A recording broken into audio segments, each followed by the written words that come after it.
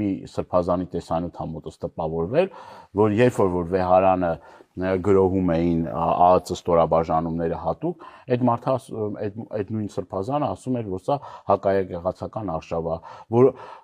իշխանությունները խառնվում են եկեղեցու ներքին գործերին, այլ գնահատականներ տալի իշխանություններին, եւ մենք պետք է իրար հետ հասկանանք, ինչն է փոխվում, որ 2 շաբաթ հետո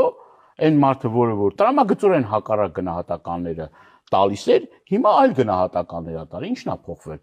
Այդ մարդը պետք է այդ հարցին պատասխանի։ Միգուցե կոմպրոմատների տրցակներ է գործել,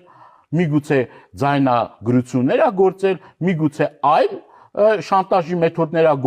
գործել եւ այդ մարդը դրա համար է